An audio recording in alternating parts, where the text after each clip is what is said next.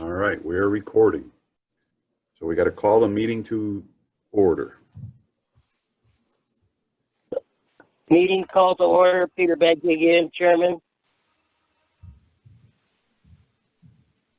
All right. I need a motion to accept the March 11th, 2020 meeting.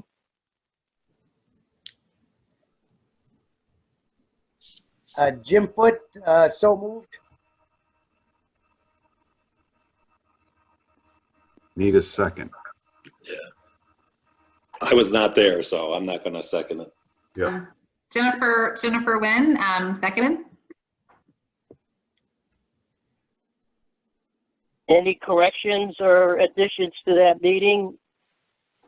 There's actually Jim Foote, one very minor typo under the adjournment, under the motion. It says to adjourn and then March is misspelled. All right. Well, duly noted. We'll make that correction. Edit that. That's it. Peter Begg, all in favor of the correction and the motion, say aye. Aye. Aye. Opposed? Motion passed. Nice. Okay.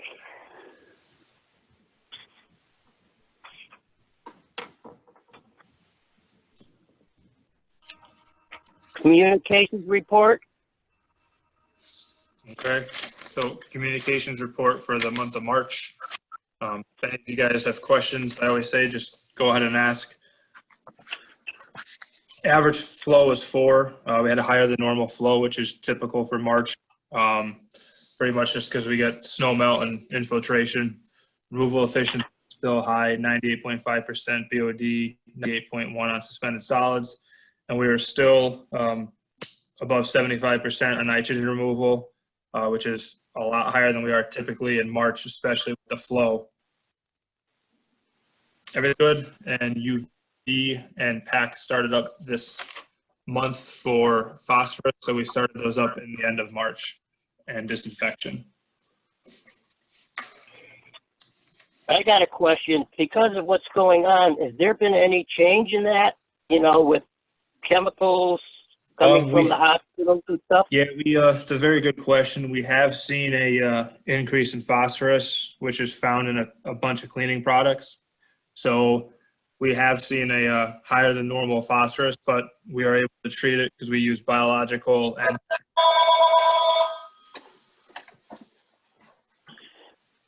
so. Well, someone.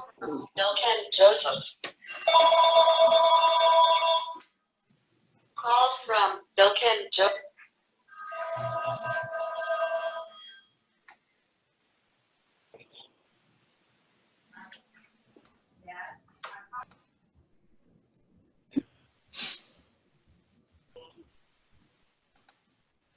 Are we done? Yeah, Mark, can you hear ahead. me? Yeah, Yep, so Mark, I was go just ahead. waiting for the phone, yeah. So, yeah, typically with the cleaning products, you do see a higher phosphorus, which is correlating to what we're seeing.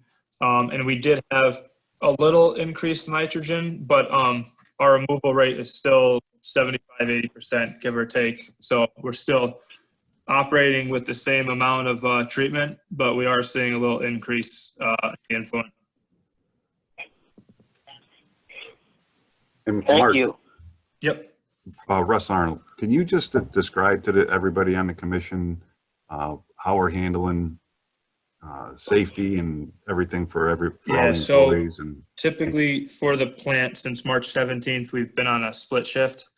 So we have half our crew come in 1 week, the other half come in the other week. So if you do feel sick or have any symptoms, you basically have your 7 to 10 days to get checked out, see how you feel, and go from there. When we do stations, we're driving separate trucks. So there's nobody in the same vehicles together. We take 2 guys out to stations. They drive separately. Basically anything in the plant is all 6 to 8 feet apart, which is probably easier for us than most of you because it's so large. And then like lunch and any other meetings that we have, we're typically at opposite sides of the room, or we even have Zoom meetings as well. So we're pretty much doing quite a bit to try to help with that.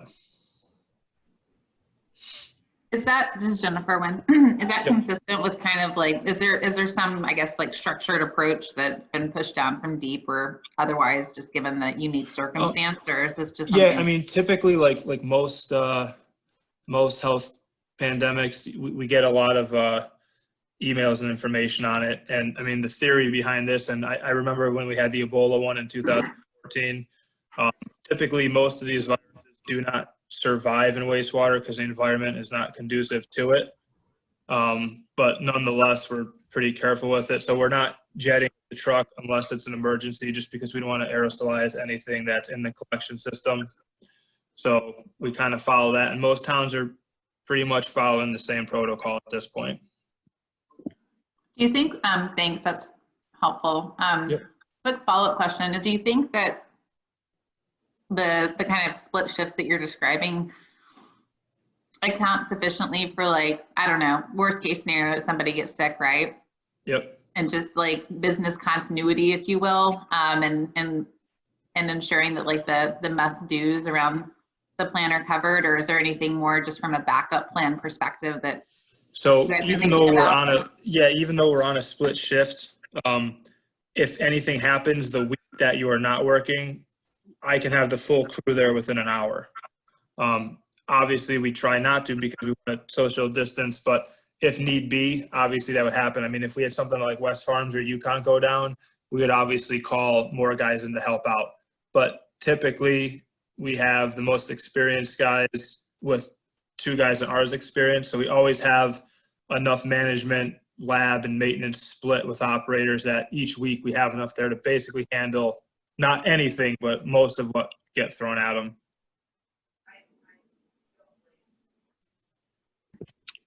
Mark, it's Kevin Ray. How have you been doing with the clogs now? To be honest, we haven't had many more than normal. I'm going to like briefly go through the engineering report, but essentially like 2 of the ones you see in here, I would relate more to, you know, the upgrades we're doing at the stations. We adjusted quite a few of the levels because over time, if the flow changed or some of these INCs haven't been changed in 20 years, the inflow to the station is different. So we're basically, you know, bringing the level down a little bit or bringing it up based on what we see. So whenever you change a level in the station, may it be a normal year or an off year, you're going to see rags because you're changing the height at which everything comes in. So we are adjusting that, but knock on wood, we have not seen much of an increase in that department. I don't want to jinx myself, but Right. so far so good. And with West Farms Mall essentially closed now, what's anything coming out of that? Well, I just talked to Baltazar this week about it. So I did the flows out with the curves and the operates. We're basically seeing, I mean, there's small things tied in, but we're seeing 70 to 80,000 gallons a day there. Versus probably 300. So you're down 60%. Right. Okay.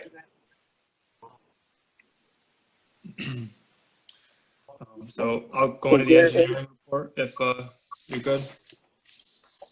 Any other questions on the communication report? Okay. Mark, you want to go into the Director of Yep. Public Works Project Engineer report? Yep. So I'm just going to kind of skip around so it's quick. The pump stations I touched on with the rags, most of these were just, we pulled out some based on levels. The only other one we had was Patrick Flood. And we had a clip that fell off the solenoid just randomly. And basically when the solenoid and the magnet are not together, the pump cannot run, the vacuum can't start because it's a suction lift station. So once we put on a new clip, everything was back to normal. I had a Batterson Park upgrade on the agenda as well, but I'll just cover it here under the pump station control and communication. On March 23rd, Baltazar began installing temporary fencing at the watering for the Batterson Park upgrade. They also, I spoke with them to add on to that. They're going to start the watering tomorrow. And then Monday, they're going to be out there too, and probably start some work there once they've dewatered, because there's going to be a lot of groundwater at the station. So be getting started as well. Repairs and upgrades. I touched on this last meeting. On March 3rd, we received the results from the DEP inspection. That was February 4th and 5th. They come down to the plant for 2 days. They go through permit, DEP. They even touch on EPA reporting. They go through the laboratory. They go through safety. I mean, basically everything we have. We had no violations or citations. They stated that everything was running well and the facility was clean. So they always give you recommendations or things to add, which I'll always agree to. So we added a separate thermometer for a drying oven, and we just added some extra dates and initials for samples and results. Again, their recommendations, you don't have to do them, but anything that can help the relationship with them, we're always open to doing. We started adding Micro C on March 20th.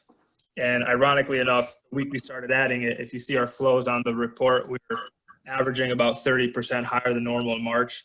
So the flow basically cranked. So we're still working on it. We shut it off because we weren't able to correlate at a similar flow because the flow was so high. So you want a baseline testing. So we're still working through that. That's going to be ongoing through the season. And PAC and UVs are now on.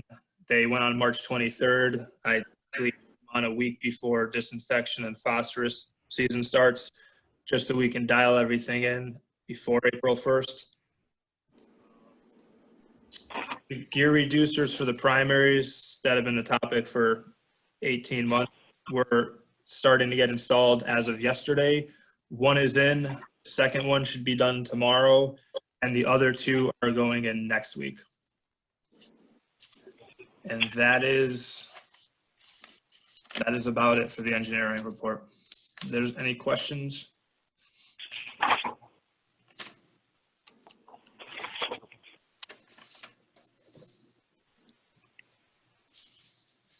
All right, hearing none, I think we're going to move on. Peter?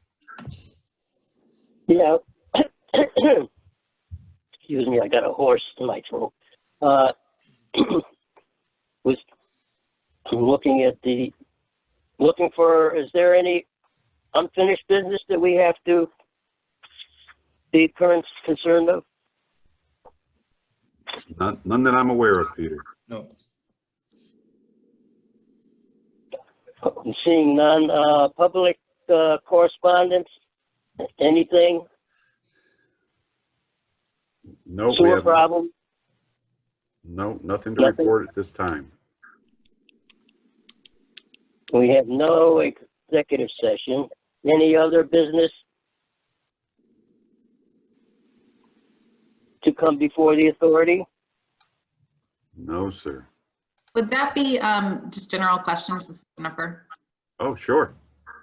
Yeah, I mean, I was just thinking a little bit earlier about like, you know, the overall contingency, and I guess I would think that, you know, people working at the plant are pretty essential. When you think of essential personnel, so just like what I guess the question is like if like a lot of people did get sick, like what would that look like? Is that a concern or not so much? Like are there reinforcements, I guess, kind of question? So you want me to take that, Russ? Yes. That's Yeah, fine. so I mean, to be perfectly honest, like Brian and myself, Brian's the ops manager, and myself, I have like right now I could open any valve at the plant or start any piece of equipment at the plant on my phone or on the laptop from where I'm sitting now. So running process wise and being something critical or, you know, terrible didn't break, process day-to-day running, we could probably run from a house without an issue. Cool. If there was an equipment problem, obviously we would send guys in. And if worst case scenario, let's say both of our lab or myself included 3 lab qualified people got sick, we could outsource our lab to a subcontractor, which obviously we want to do, but the option is also there for the DEP and EPA reporting. So there are options there, but that's worst worst case scenario. And like I said, most of our operators, at least 80% of them, are versatile enough where the process control, you know, the business end and the laboratory end, they can handle most of the pump station collection and plant equipment issues that we come across. Awesome, thanks. That's really helpful. Yeah, I hope that it answers your seems, question. it's perfect. That's exactly what I was thinking. It's like really, you know, obviously like specialized and, you know, work and critical and just, you know, hopefully it wouldn't come to anything like that, obviously, but just thinking like, we don't know really, right? No, exactly. So that's super helpful. Okay.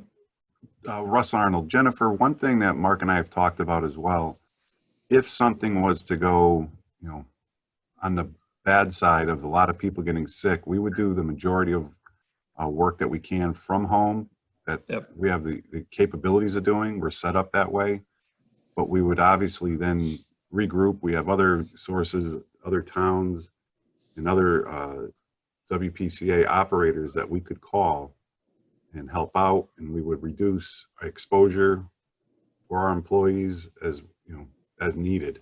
We would regroup again and make sure that we're doing, you know, everything we needed to do, but in an even more safer fashion. Yeah, that's great to hear. Thanks, Russ. Okay, anybody else have anything? Yeah, this is Phil. I appreciate Jennifer's question. I was about to ask that, but she beat me to it.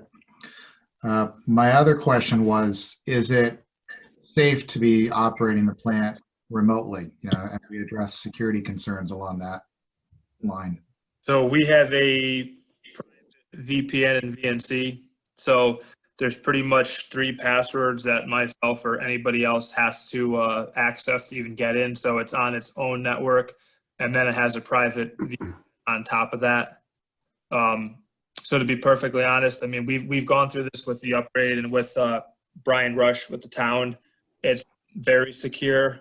And the only ones that have logon information are myself, Brian, and the maintenance manager. So it's not even all the operators can basically make the process or equipment change. Well, thank you, Mark. Yeah, it's just good to hear that that's been thought about. Oh yeah, it's a big thing because people have, it has come up before at other facilities, even in other states, and that has been an issue when it comes into play what you could do if you were able to get on or access something like that. The other end of the token is people kind of need to know what they're doing in order to do that, and that's not always the case. So. Great, thank you. Yep. Okay, anybody else? Hearing none. I need a motion to adjourn. All right, hold. Motion to adjourn, Kevin Wright. Seconded, Jennifer Nguyen. All in favor? Aye. All right. Any opposed? Meeting adjourned.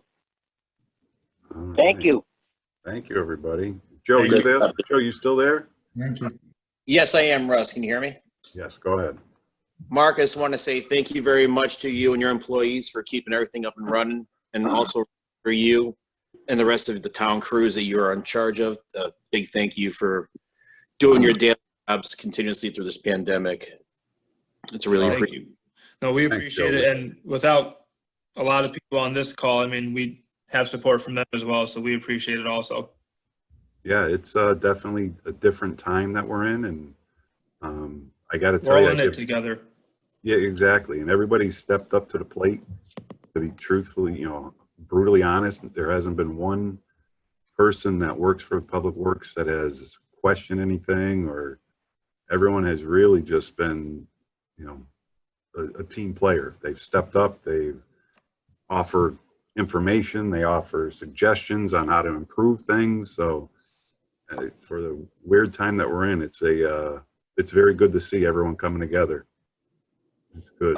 Thank you. Yeah, it's unfortunate that we have to do this because of these reasons, but it's not unnoticed, and the council truly appreciates everything you guys are doing for the citizens of the town.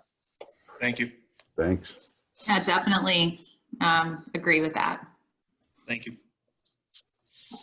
Just make sure Brian Rush holds on to all those passwords. Hey, listen, I don't even have those passwords. I know. Hey, Brian's a smart man, Russ. You know that. He's not giving I'm those good. out. No, it's good. Brian's a good guy. Oh, definitely. We're fortunate. Yes. Oh, yeah. Yes, I've dealt with him. He's real good. All right. Well, listen, everybody, thank you. Everyone stay safe, social distance, and stay healthy. Yeah, likewise. Thanks, Russ. Thank you. Thank you. Take Good care. night. Good night. You, Bye. thanks for everybody. Yep. Thanks, Peter. Bye. Thanks, Peter. The only thing I had problem was a lot of breakup on my phone, so.